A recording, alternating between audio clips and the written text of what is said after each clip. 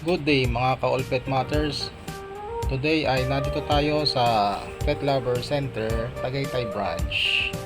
Kung pupunta kayo dito ay nasa second floor po sila ng Robinsons Mall, Tagaytay. Kung galing naman po kayo ng Metro Manila ay pwede po kayong dumaan sa STEX, exit po kayo naman Plasan, tapos kanan po kayo dun sa entry ng Calax o Cavite Laguna Expressway, at meron na po ditong bukas na bagong exit sa East Silang.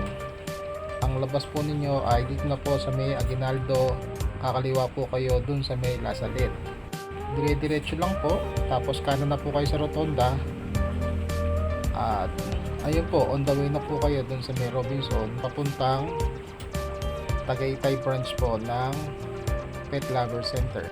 Nasa second floor po ang kanilang ano po dito, branch, at kompleto po ang kanilang mga ino-offer na mga dog foods, accessories.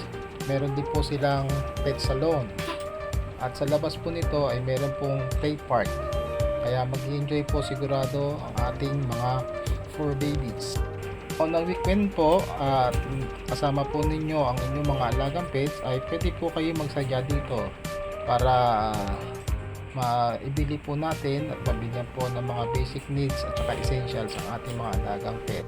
Napaaga po ang dating po namin, kaya hindi pa bukas itong shop na to nung nakarating kami, kaya hanggang dito lang po muna ako sa labas. Pero kita po naman ninyo na napakaganda at napakalinis po ng kanilang branch. Ano po, Paskong Pasko na po sa branch na ito. Ito po ang kanilang grooming center. Ayan po.